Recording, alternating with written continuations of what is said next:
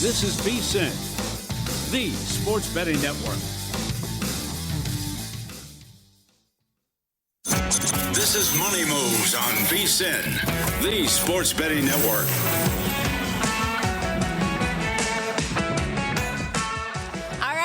Kicking off hour 2 here at Money Moves, VSiN, the Sports Betting Network. SiriusXM channel 158. Remember, if you miss any of the first hour of the program or any day, you can always download Money Moves in podcast form so you can listen on your own time. I'm Stormy Buonantony out here in Las Vegas.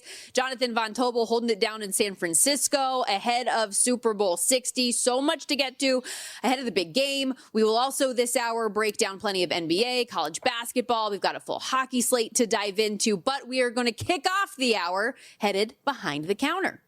Where are the lines changing? And where's the money going? Let's go behind the counter.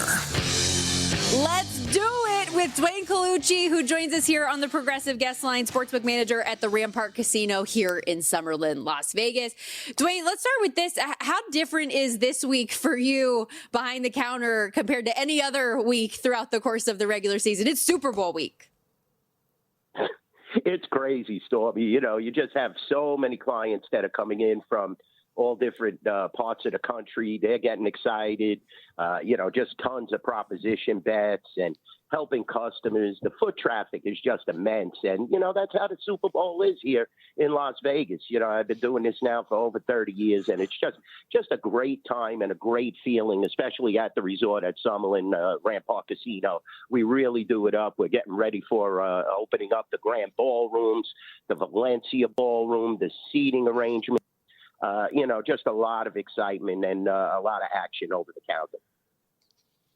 Duane, how much of that action do you predict will come in the last 3 days leading up to kickoff, and what are some of the popular bets? We'll just stick with side and total. What is the common theme you see there? Seahawks love, Patriots love. What are you looking at?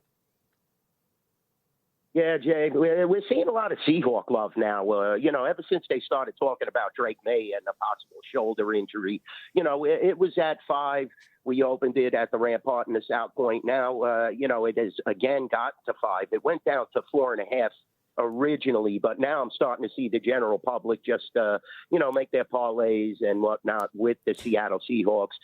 Total hasn't been really moving too much. It's down 0.5 point from our opener of 46 to 45.5. So the theme has been Seahawks and over, but you do have your Patriot backers not betting the Patriots, but I could sense they're betting the under, JVT. So, it's a great two-way action game, and we're going to get a ton of action in those last 3 days. You hit the nail on the head. That's when the sharp action really starts to come in. Most of the props have been already bet because we put those up early, but like you said, the side action is what comes in real late. Duane, I know in your position, and certainly I know JVT and I feel this way, we are gathering so many opinions on this game. Sometimes it can skew your own view. And for you as somebody who's talking to all these sharp bettors and public bettors as they come in each and every day, you're gathering all of these opinions. Has that impacted your opinion at all on this game? Where do you sit on Super Bowl 60? I tell you, Stormy, I try to stay on the sidelines and don't have anybody sway my opinions. My initial reaction was the Patriots. I think their defense is awesome, and I really think they could hold Sam Darnold in check and possibly, control the game from that aspect. But Drake May has to be healthy, and he hasn't played well the last 2 weeks. You're talking about a kid who had a 73% completion rate during the regular season, and now all of a sudden it has somewhat disappeared. Now, I don't buy too much into that game in Denver because of the weather, and it was so difficult, especially in the fourth quarter, for him to get anything done. And he did, achieve that last first down with his legs, and that was a big-time play, but I expect more out of him. My initial reaction is New England and under. I'm sticking with it, but I want the kid to be healthy, Stormy. Duane, in terms of player props, anything that sticks out in terms of a high amount of handle, popular over-unders, any players stick out to you from what you've gotten in terms of action? Yeah, JVT, we're seeing a lot of Seattle player action. That's what's interesting. That's how I know that the public is definitely swayed. Whether it's Sam Darnold, whether it's Walker, whether it's Najidba, we're seeing a lot of overaction on those particular players. Pass attempts by Sam Darnold, we got it at 29.5. I'm seeing over on that action. Longest completion as well. So people are expecting him to try and get the ball downfield to Smith-Njigba and his other weapons. And I understand that. I mean, they played a fabulous game against the Rams, but this is a much better defense, in my opinion, than the Rams have and put on the field. So we're seeing a lot of Walker action and Donald. Like I said, on the Drake May, action, we're seeing a little, unders, but that's because they revealed an injury if he has that or whatnot. So we'll see how it transpires as we get more and more information as this week goes on. This is media week. That's why you're there. And this is when we gather the most information in this week leading up to the game. Sportsbook manager at Rampart Casino here in Vegas, Duane Colucci, joining us on the Progressive Guest Line. And something we've talked about a lot coming into this game is that it is one of the more improbable Super Bowls that we've seen, given where these two teams stood in the odds prior to the season. I know everyone was different. Where were you guys at numbers-wise preseason on the Rams and Patriots? And did you have any liability coming into this week? The Patriots, we had a few tickets, Stormy, out there in the 100-1, 80-1 range, but nothing that was really going to kill us just because we had been plied at the resort at Summerlin and the South Point with Buffalo Bill money the whole season. I mean, basically from the get-go, it was over the win total to win the AFC, to win the Super Bowl. So that somewhat protected us when we took them down. And during the course of the regular season, you had a lot of Ram action. So we were able to take those two teams down. There's a few big tickets out there. Seattle was massive double-digit odds as well. So we do have, some action out there, but nothing that's going to destroy us in regards to future wagers. But these two teams were not predicted, from the start of the regular season. As the season went on, you started to get a sense that New England could outfinish Buffalo, and Seattle was definitely a force to be reckoned with in that division, but you also had, like I said, the Rams and the 49ers, so they merit a ton of action just because they're in the California area and in close proximity to us here in Las Vegas. So you always get that foot traffic, whether it's from Northern California or Southern California, and those guys are always willing to put a little money on their teams and back them. So that helped us out from a futures market standpoint. The Duane in-game, it's also a really popular wager here. Super Bowl is going to be. What do you guys offer in terms of in-game wagers and in terms of percentage of handle? How much of that do you expect to take up when they get to the game and it starts? Well, we know how Chris books the games, JVT. We will have in-game wagers. Definitely we will have the line itself as well as the total and keep adjusting that. Definitely we will have a lot of foot traffic in the race and sportsbook, and we have kiosks set up throughout the property. So I'm expecting very good handle on, the in-game wagering. That's definitely the most popular platform, especially on the mobile applications as well. So we're looking forward to a nice handle on in-game wagering. A lot of the young customers like that. And definitely the player does have an advantage when we're forced to make a line on the fly, and that's why it's just so popular, because it does give the player a slight advantage when we have to make that line quickly on commercial breaks. Duane, what does this game do for other sports? Because obviously so many people are coming to the counter trying to place all of these wagers that they can on Super Bowl 60. Does it make like the NBA and NHL and college basketball take a step back? Or since they're already coming to the counter, do you end up getting some more volume on those other sports? Well, definitely, Stormy. We get more handle because throughout the week, you have the customers that basically are parlaying it to the Super Bowl so that they have a massive, ticket count in their hand on the big game itself. So you will have people that are betting the NHL games, great slate last night, great slate tonight, into the Sunday action, as well as the NBA and the college basketball, definitely. So it increases handle as well as ticket count and the popularity, maybe not on the Sunday itself, but definitely Friday, Saturday, the games are always parlayed to the big game itself. Well, what about the properties? I mean, I would assume that if you win here on Sunday as well, Duane, I mean, I'm not walking out with my cash. I'm hitting the tables afterward, too. How much of that money actually makes it out of the building? Not much. I'll be honest with you, JVT. We got a million slot machines and video poker and those, whether it's Buffalo, all those sorts of loud machines throughout the property at the resort at Summerlin. We have a beautiful pit as well. Stormy's dad will tell you that. So, a lot of these people, once the game lets out and you're all liquored up, you definitely hit the tables and the machines, JVT. That's what Las Vegas is all about and makes us the best city in the world. Duane, you already know Rich Buonantony is going to be out there at the book and at the machines this weekend getting ready. Last minute before we let you go, you mentioned a great slate on the ice today. You got any hockey for us? Yeah, definitely. There's some really interesting games, Stormy. I'll tell you the truth. Anaheim has started to play really well again, and we're seeing the action actually go against them because the Kraken have been pretty solid themselves. I think this is an over game. In my opinion, 6.5 is the current total at the resort at Summerlin and the South Point. So I'm looking to go over in that game. I think that definitely there's going to be some goals scored in that game. Also, now Ottawa goes on the road into Carolina. Look at the game and the action. I mean, we opened it at 220. It's down to 175 just because Ottawa has been playing so good at home, but now they're on the road. I like value on Carolina now. This is a huge 45-cent move, and I'll go against that trend. I like Carolina. I'll lay the 175. In that particular matchup as well. Those are two of the more appealing games. I mean, Edmonton and Toronto, both teams haven't been playing at a good level, Toronto especially. These teams were perceived to be a lot better going into the regular season, and they're just not doing it. So I'll lay off that game. But definitely looking at Carolina and the over in the Ducks. Duane, can always count on you. You're awesome. Thank you so much for this. We appreciate it. Enjoy Super Bowl week. Yeah, definitely you guys too, and thanks for having me on. Duane Colucci, everybody. Follow him on X as well at NYBookie. Duane doing great work over there at the Rampart. If you're in town, make sure you head over on property. And as we are getting set for the big game 60, we've got a great deal to match. $60 off right now, a VSiN Pro subscription, vsin.com/subscribe. We had Adam on earlier talking about that Super Bowl betting guide. You get it for free when you're a VSiN Pro subscriber. We'll be right back.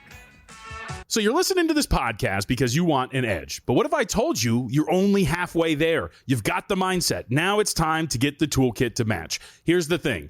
Pro bettors spend thousands on data and tools. But what they don't want you to know is that you can get the same edge for a fraction of the cost with VSiN Pro.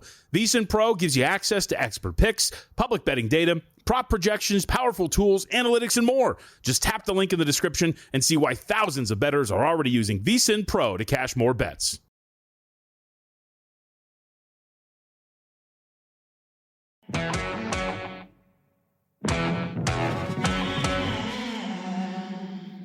You're watching Money Moves here on VSiN, the Sports Betting Network.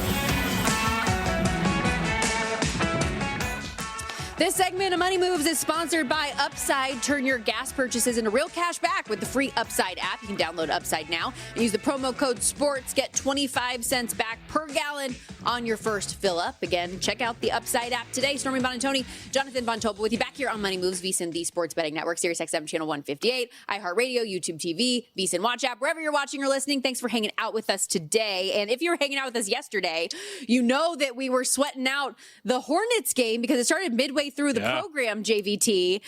They were down as many as I want to say 22 and then come storming all the way back in the second half to not only tick up our widometer, but also cover yesterday. What the heck was that?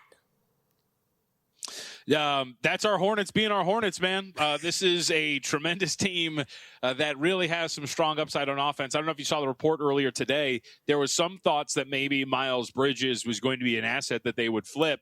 Instead, he is going to stick around. And in fact, they might be minor buyers at the deadline here. So we will see eventually what happens. But look, I think that obviously we're in a very strong position with our win total now. It would be a shocking upset if we don't get over our win total. And now the sweat becomes, Stormy, can they make the play-in? Can they make the playoffs? What does the rest of the Eastern Conference look like with these trades and post-trade deadline, how it's going to manifest? So this team, I think, is going to be pretty dangerous. I don't know if they're going to be dangerous to the point where we're talking about winning a playoff series, but I will say that anybody that runs into them, should they actually make it into the big dance, is probably going to have a pretty tough series on their hands, given the upside of this team on offense. It's incredible to watch. They are plus 205 now to make the playoffs and a significant odds-on price to make the play-in at the very least. So with the way that this has gone down. Go ahead. It was a week and a half ago when we had that? It was 450 and 12 to 1 on those respectively? Yes. So we love the CLV. Now let's just see if we can get there. This is a 7th straight win now for the Hornets, this is crazy to hear. Their longest win streak since the start of the 2004-05 season. That is how long it's been. Chris, my husband, was actually saying yesterday, he's like, have the Hornets and Panthers ever made the playoffs in the same year? Because that would be a fun, I need to dig into that. I would hope yes, but it's a very valid question, I would say, based on history. Let's get to the slate that we have today, though. I know we've talked a little bit about some of the trade stuff already, but in terms of what we actually have ahead on the board, any games that you really like today? Well, and before, if we could, really quickly, I just want to note, with all those trades, and this kind of speaks to what's going on here, this is going to be an interesting day, and these next couple of days are really interesting from a betting standpoint, because you just don't know at any point, Stormy, that anybody could get pulled off of a roster, somebody could not play, whatever it is. So I would tread carefully over the next couple of days, because you just don't know who's about to get flipped and who's going to pop up as an absence for some of these teams. And you're going to see guys either pop up as late scratches or just get ruled out because they are working behind the scenes to trade said player. Harden's a pretty good example of it. The other day, he's ruled out because of personal reasons, and then we find out that actually, no, he just went back home to Phoenix, and they've been working on a trade for him. So I would say tread lightly if you're going to be wagering on these day-to-day. And I just want to reiterate for our audience, because we took a little bit of a break from it, but that Bulls trade that we talked about a couple of minutes ago, just mentioning in passing, it does seem very much like they are clearing Minnesota some space to go and get a big object. And you do wonder what is available here at the trade deadline that would be that piece. And all of a sudden, the Warriors are now offering up Draymond Green as potentially a swap for Milwaukee. So there's a lot going on today. But as far as the schedule is concerned, I think there's a couple of games that do stick out that you can feel somewhat okay diving into some waters with. Let's go to the Los Angeles Lakers on the road against the Brooklyn Nets. If you don't remember, one of our biggest criticisms of the Los Angeles Lakers, every time they run into a team that's got a pulse, they fall to the wayside and they get smoked. But Stormy, they love them some doormats, and they will probably perform at a pretty high level here against the Brooklyn Nets. I'll be curious to see where this number eventually goes. But Lakers are a bad defensive team. We all know that. Teams with the ability to create and go after them are going to be very successful. But for them in these matchups, I expect you're going to get a very good effort to kind of take out some of the frustrations. You'll see it all the time. And I would expect the Lakers, despite the fact that they're not performing consistently, are going to be somewhat live to cover a big number tonight against the Brooklyn Nets on the road. Okay, 8.5, that number, total 222.5 right now for the Lakers and Nets. I want to follow up on your point about Giannis Antetokounmpo real quickly, if I can, though. Do you think that a deal gets done this week? Or is it something where everybody tries to make these moves and it just can't happen? We have to wait until the offseason after all. I would expect, if you're reading the tea leaves, that this probably happens in the next couple of days. Yeah, it seems like these teams are really pushing to get this thing done. You're obviously seeing ancillary moves that would then clear space for other teams to go and get it done. So I would say that it is I always kept saying it was a small favorite that he would get moved at the deadline. I think that is now growing to like a minus 250 or something like that. It would seem that these teams are very, very much focused on getting it done. Because think about it, if you're any of these teams, a team like Minnesota, there's certain squads that would have their packages get better once you get into the offseason and into the draft, but there's certain other teams that wouldn't. And so it benefits them to try to get this done now. Warriors, Timberwolves are among them too. So I think that's why you're getting this push from these two teams. So the Warriors, who you mentioned, I know you were contemplating maybe going to the Warriors 76ers game tonight. Golden State is at home laying 3.5, total 221.5. Philly coming off that big win over your Clippers, where we didn't see James Harden on the court, as you mentioned. Any thoughts here? I mean, this is one where I think you probably have to cross it off, right? I mean, Steph Curry's not going to play. Yeah. Moses Moody is probable, but Jonathan Kuminga's out still, and we know that Jimmy Butler's done for the season. But we could be in a scenario by the time you reach tip-off tonight that what if the rumors are true and that Draymond Green is going to be scratched and is going to be gone here? This is a Warriors team that I think is a really tough spot. And for Philadelphia, we're talking about the second leg of a back-to-back. We don't know what their injury report looks like right now and who's going to be out there for them. We do know that Paul George, of course, is going to be absent with the drug suspension for 25 game. So this seems like a pretty noisy game for the most part. If you were to tell me that Embiid was going to be out there, and we did see Kawhi Leonard play a second leg of a back-to-back the other day, so maybe we're going to see that as well sometime soon with Embiid, I would expect that this is going to be a pretty rough game to feel very confident in from a betting perspective going into it. Not to the same level, obviously, as the NBA trade deadline coming up this week, but I think that thought process bodes well in the NHL this week as well with the Olympic break coming up. I think a lot of teams could potentially use that as like a mini trade deadline ahead, and that way you have this, ample time, almost a full month to get somebody in there and have things figured out before the back half of the season in a playoff push. Like, I could see that coming into account, and also players just not necessarily in the frame of mind to win potentially some of these last games in the National Hockey League before going off on the Olympic break or vacation in some spots. So I would say tread lightly in the NBA and NHL this week, just big picture. Anything else in the association you want to hit, or do you want to dive into some college basketball here? Let's hit some college hoops, because this is a good card. I am somewhat disappointed that I have to work all afternoon, because I would like to sit down and watch Miami, Ohio among some of these others tonight. Which is on ESPN Plus. I was so disappointed that this game doesn't get a little bit of a spotlight, especially considering the Miami of Ohio is a nationally ranked team. Buffalo took them to the brink when they just played a little while ago, and yet we're not getting this on national television, but we got freaking UNLV and Fresno State on FS1 later on because of the way that some of these broadcast deals work. Sorry. No shade to them. I love my running Rebs, but they haven't been running very much lately. What do you like tonight? That might be one of the worst games. Actually, that is like the worst game of the night. So bad. You're not incorrect. No. So let's first off, I think that the Bulls are in a spot here, Buffalo that is, to get this done against Miami, Ohio. And as you know, like, we've taken our shots here the last couple of weeks. Kent State blew it. UMass did not. We didn't do anything with Northern Illinois, and then now we're back on the dog here with the Buffalo Bulls. And it's proven to be somewhat profitable. If you've been going up against Miami, Ohio in some of these games, they found themselves in some somewhat tight contests. If Kent State and former running Rebel Rob Whaley can actually hold on to the ball, then guess what? They win that game against them. But I think Buffalo is pretty live. We saw this as high as 5.5 this morning, down to 4.5. I think the market's getting this right and pushing it down. Adam is correct. There's no arguing how bad Buffalo has been. But as you've seen in college all the time, Stormy, situational spots do matter. And when you're talking about going on the road against a top 3 offense in conference that almost had your number when you played them at home, this is going to be, I think, a really tough spot and a very charged crowd. When you are undefeated this far into the season, almost every single one of those crowds gets more bloodthirsty because they want to be the one to remove that O. And I think this is going to be a really tough spot for them, too. So I think the Buffalo is going to be pretty alive to not only win this, but I think I said it and call me crazy yesterday. Babe Ruth that I called my shot. I think Buffalo is going to win this game outright. So let's go, Bulls. Plus 170 on the money line right there. And the Buffalo, I was almost calling them the Bills a second ago. That's going to mess me up with the Bills and Bulls.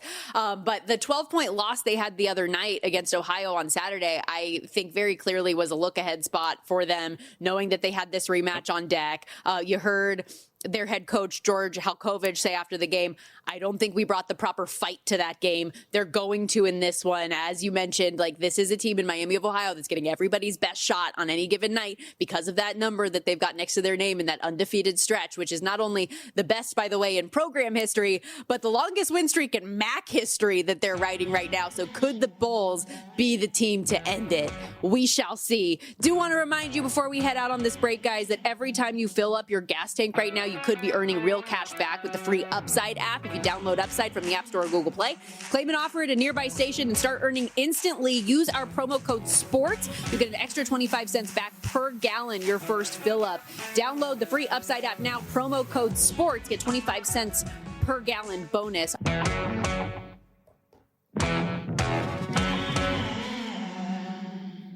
You're watching Money Moves here on VSiN, the Sports Betting Network.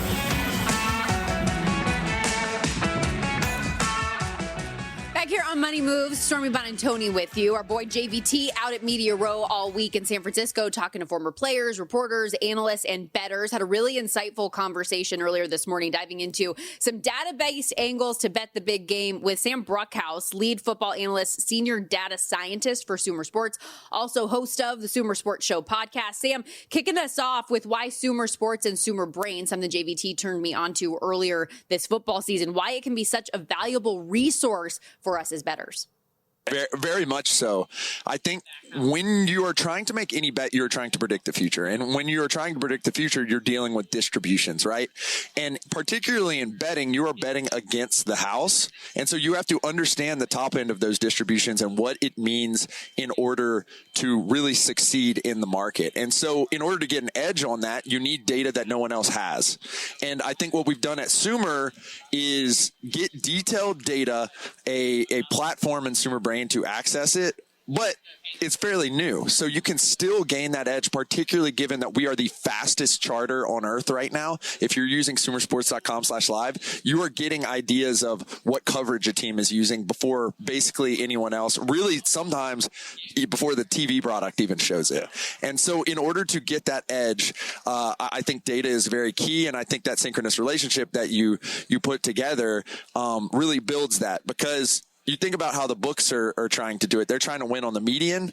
We as data scientists and we as bettors are trying to win on the edges. And I think that our products really, really do a good job of helping you win on the edges. All right, let's talk a little football then, because this is an interesting matchup by many different metrics. You're talking about the best offense versus the best defense.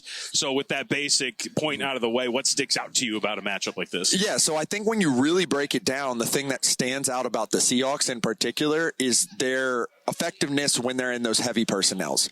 Now, I think they have the leg up on the Patriots defense in particular. So something I'll be looking at on SumerSports.com/live is the effectiveness and really the utilization rate on the script, the first 20 plays or so from Clint Kubiak, of 12 personnel, 21 personnel. A thing that you can kind of jump in on is the Seahawks are an explosive run game, but they are not necessarily a successful run game. Sure. So on a play-by-play basis, if they're running a lot of 21 personnel, they're probably going to be running the ball early on. If you start to see effectiveness in the first 20 plays in 21 personnel, I think this could definitely be a Seahawks game and a time to jump in heavily on the Seahawks, even if the Patriots are scoring.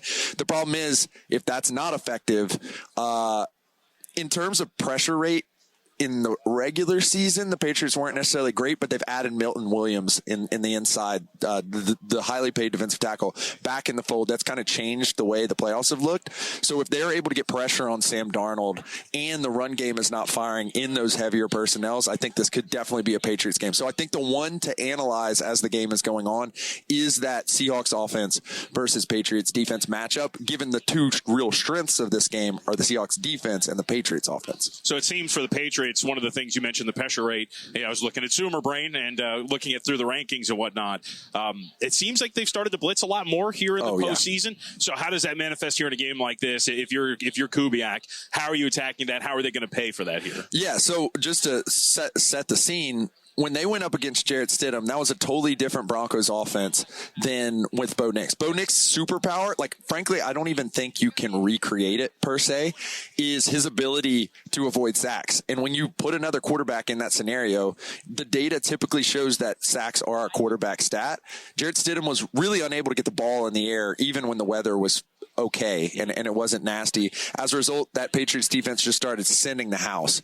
I think the way that Clint Kubiak is going to offset that is he comes from that McVay tree, which really utilizes under center passing, which we've seen Sam Darnold be pretty effective at two stops now with the Vikings and the Seahawks. And then you're also going to see a lot of play action. And I think when you're able to freeze those linebackers and pull those defensive linemen from pinning their ears back, particularly as it pertains to Barmore and Williams in the middle, that's going to make a massive difference. So that's another thing that we track on SumerSports.com/live, comparing the blitz rate. If that starts to get in the 40s and 50%, and is effective for the Patriots defense, I'm going to start worrying about Sam Darnold a little bit. But that play action rate is going to offset it. I think you'll see it in 30% to 40%. And if that starts doing it, I think they're going to have to decrease that blitz rate, because they're going to be really getting annihilated probably by Jackson Smith and Jigba, one of the most excellent separators on those types of plays. And you have to, like, I can't stress this enough. He's having a record-breaking season. Yeah. You have to account for him there. And so I do think they'll have to pull the dogs off as a result. Sam Bruchhaus with us again, SumerSports. Check it out. It's one of the things I like to use all the time. SumerSports.com, SumerBrain. And you said, what, SumerSports.com/live? That is correct. Okay. That's correct. All right, let's talk about – so I have been harping on this. I think it's a fascinating aspect of this game. It is the Seahawks special teams unit. Oh, my God. So how does this manifest in terms of data? What do you look at? Because, I mean, EPA per play, success rate, things like that. So what are our data points here for special teams and how that comes into play? Yeah, so on the SumerSports show, we dove ultra deep into the Rams and Seahawks matchups, all three of them. You can find those wherever podcasts are found, and all three of them I think are going to be some of our most evergreen content despite locking into a matchup. And the reason why is because they went deeply into both the trends on offense, the trends on defense that Sean McVay and Mike McDonald have set up throughout the year. But this past year, or this past game, special teams became the key. Yep. And here's why. Mike McDonald and Jay Harbaugh are obsessed with getting extra yardage out of it. And you're going to see it on the first play of the game. They utilize kickoff coverages and kickoff locations to try to eliminate the space that teams get. It's been a massive, massive benefit to their team. That is the reason why they won the Rams game. Yes. Moreover, that is the reason why they won the second Rams game of the year. You're going to see a team that is the best at starting field position on kickoffs in the league. And that's the difference basically between the first down. In that Rams game, after the Rams moved on from Josh Carty, they basically just started kicking it out the back of the end zone. That means that teams were getting it at the 35. You get a first down and 5 yards, all of a sudden you're in field goal range. That is not the case against the Seattle Seahawks, particularly given Drake May's a young quarterback. He's going to be on a big stage. He struggled a little bit in the playoffs, but at the end of the day, he's still very effective. That 10 to 15 yards of potential yardage for the Patriots could mean a lot. They are not going to get in this game. Then you add up a little bit of turnover luck in the punt game. You add in Rashid Shaheed, who one of the best win-win trades where you get a special teams player and the Saints get a lot of draft capital back. If he can break off a big return, they will find those hitting yardage. So if, as you start seeing in the game, a differential of starting field position of the Patriots are getting it at like the 20 to 23, and the Seahawks break a big return and their average starts to be like the 30, 35, just think, oh my God, this is a first down difference every time they have the ball. And that's going to make a massive difference. It literally won two of the biggest games of the year. Frankly, I'm surprised Jay Harbaugh didn't get more head coaching news, because he is doing a fantastic job with that unit. I mean, if I'm like, look, I'm a mushhead who just kind of watches the game, right, and bets on it. I can notice how good this special teams unit is, and I don't think I'll be hyperbolic for a second. Is there a better like square peg, square hole fit than getting Rashid Shaheed for what they've done? Oh, it's fantastic, and I think when you watched him with the Saints and Clint Kubiak's offense last year, particularly those first 4 games, because he really got hurt, you thought that they were going to bring him in and he was going to elicit maybe 5 to 10% target share more than expected, and you'd see the 36 to 37% target share that Jackson Smith and Jigba comes down. They haven't seen that per se. I think that's okay with what they're trying to do on offense, but you get the flip side of the upside on special teams, in which, look, any given player as a returner is not necessarily going to give you a ton of value, but the top guys in the league, the Devin Hesters of the world, now the Rashid Shaheeds of the world, are going to give you a massive boost. And moreover, and probably more valuable, it's going to make the other team change their behavior in excess of probably the value that they actually are see. So if you do see the Patriots start to kick the ball out of the end zone, you start to see them like punt it away and not try to get some of that stuff. That is hidden value that Rashid Shaheed is providing. And I think it's been a real win-win trade for both teams, because the value that he's provided in the special teams games has really changed the face of how the Seahawks return game approaches stuff. All right, let's flip this. Let's talk about New England for a second. Obviously, amongst the, I would say, very level-headed MVP debate throughout the entire season has been this Patriots schedule, best offense. So as a data scientist, how do you sift through that when you look at playing a bunch of these defenses? You mentioned it. Since we've gotten to the playoffs, they have beaten these teams with very good defenses, but Drake May statistically has regressed a bit. So how do we weight this, and what does he have in store for him here with another big test? I think there's a wide array of how people in the community, I think the betting data community locked in a lot more on the strength of schedule. Yeah. I am also a former player. I played linebacker at the college level, and I'm just a believer. If you're very svelte for a former linebacker. That's 30 pounds ago, man. I was like a solid 235. Now I'm back in my basketball era over here. But I'm a big believer because of the way that injuries work out, because of the ways that a season can change and coaching can change and development can change. If you're playing 17 games and 18 weeks of quality ball in the National Football League, it's not the difference is going to be minute.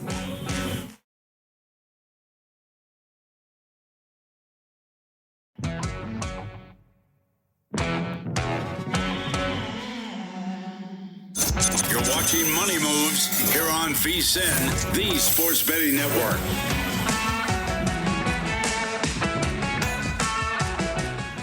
All right, everybody, we are wrapping up this Tuesday edition of Money Moves on VSiN, the Sports Betting Network. Stormy Buonantony with you live in downtown Las Vegas, Circa Resort and Casino. JVT is off tracking down some interviews for us at Radio Row ahead of Super Bowl 60 that we will play for you tomorrow on the program. So you're stuck with me for the last few minutes here. Did want to thank those of you for chiming in on social media. My question about when was the last time that the Charlotte Hornets and the Carolina Panthers were both in the playoffs at the same time? Shout out Robert DeCourt for chiming in. 2016, the Hornets lost in 7 to the Heat. It was the same year that the Panthers made the Super Bowl, ultimately losing to the Broncos. That was a game, by the way, that I was living in Colorado at the time for, and went to the tiniest little Panthers bar in Denver to watch that game. And obviously a brutal finish for those of the Panthers fans like myself and the people that I was with trying to watch that game. Brian M. also saying Stormy and JVT flipping the West Coast bias, where Stormy praises the Charlotte teams and demands Maction instead of the local Mountain West team.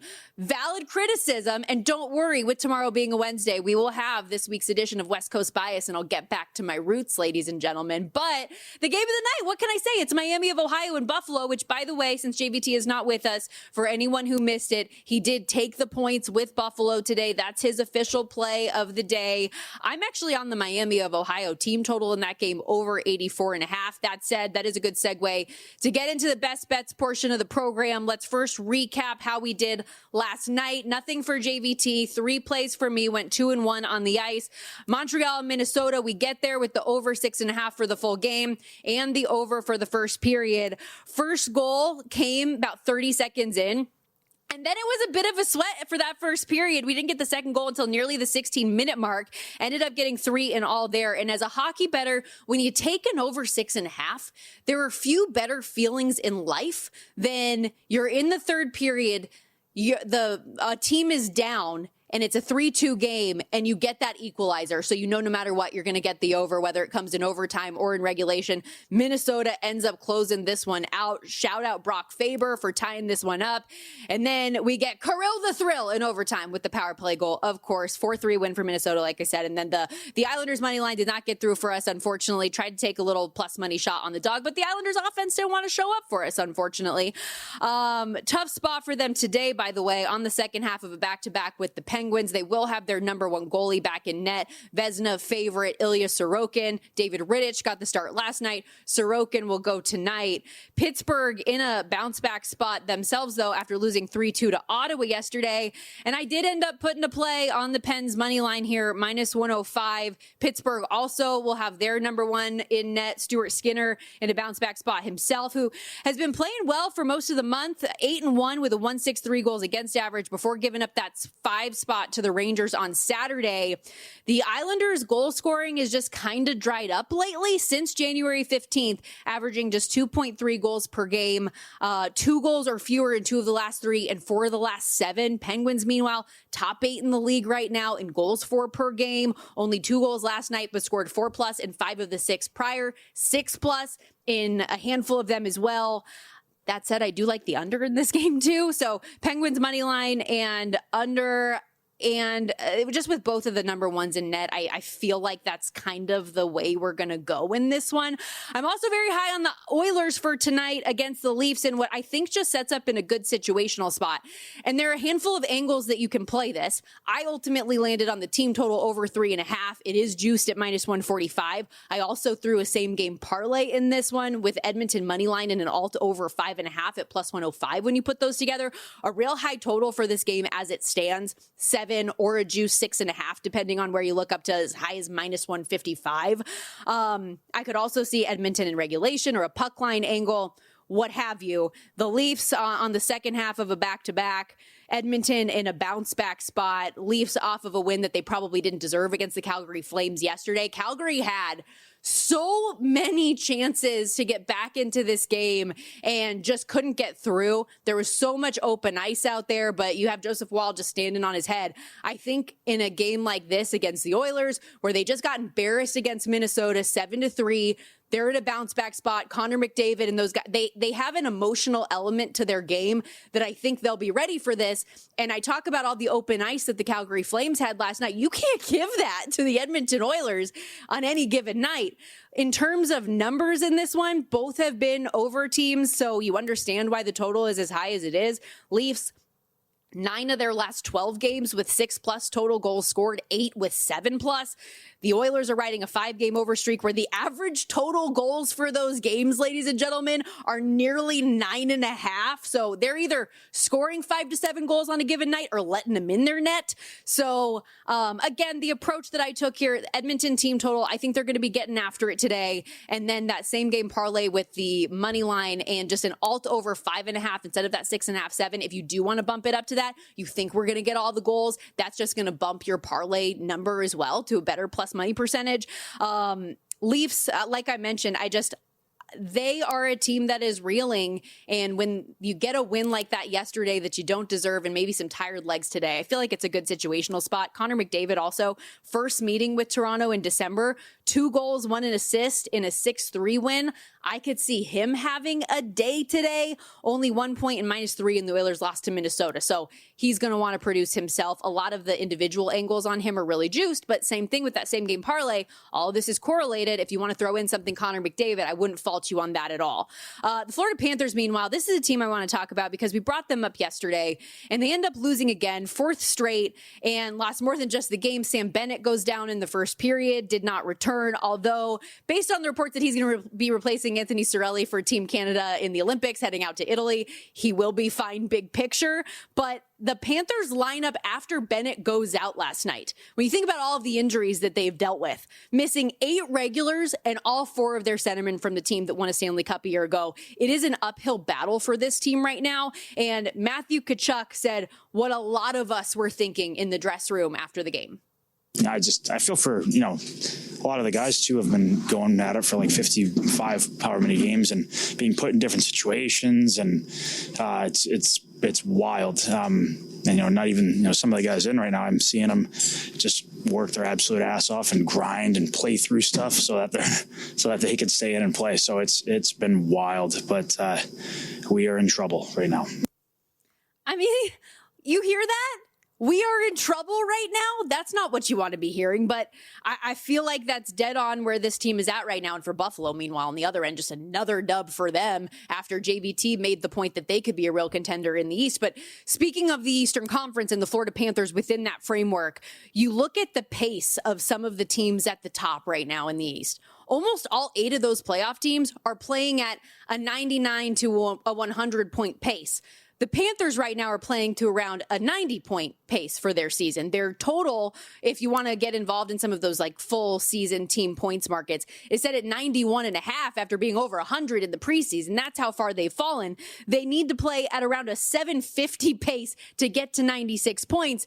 And I just don't see it. They're minus 210 right now to miss the postseason altogether. This is your defending Stanley Cup champ. That's why we talked so much in the offseason. We were previewing this year in the Florida Panthers, and we talked about that team points total under, that with some of the injuries they could deal with and just the general negative side you have from these multiple year after year after year deep runs in the playoffs and how taxing that is on your bodies, that eventually it's going to catch up with you. And I think it's pretty clear that it has for the Florida Panthers right now, and a huge game for them coming up tomorrow against the Boston Bruins. They are 11 points out of third in the Atlantic right now, 9 out of the wild card, in a big game against a Boston team that is currently in that last wild card spot right now. So what is this going to look like for them big picture? I don't know, but it ain't good. And then last thing here to close it out, again, just a reminder for anybody who didn't hear it earlier, JVT's best bet of the day official. He is going to roll with Buffalo plus 5.5 in that one. We're largely seeing plus 4.5 across the market. We had Adam Burke on the program a little bit earlier, and he said he was leaning more toward Miami of Ohio. So do with that information what you will. Also on the way out, we had Duane Colucci on the program a little bit earlier, and I love that I can always count on him for a couple puck plays as well. He said he thought there was value on the Carolina Hurricanes today on the money line, who opened around, I think, a minus 235 favorite, down around minus 175. So if you want to bring that down even more from a regulation standpoint, that's going to bring that juice number down a good bit. And he liked the Ducks and Kraken over. So there you go. That's the best bets for today. That's a wrap for me. Appreciate y'all hanging out with us today. We will be back tomorrow, same time, same place. As always, going to get more interviews from reporters, analysts, bettors out there ahead of Super Bowl 60 with JVT on site in San Francisco. And of course, more bets as we go here on VSiN, the Sports Betting Network. After I hop off the desk, you got the Follow the Money crew, Mitch and Pauly, coming up next. Keep it locked right here on VSiN, the Sports Betting Network.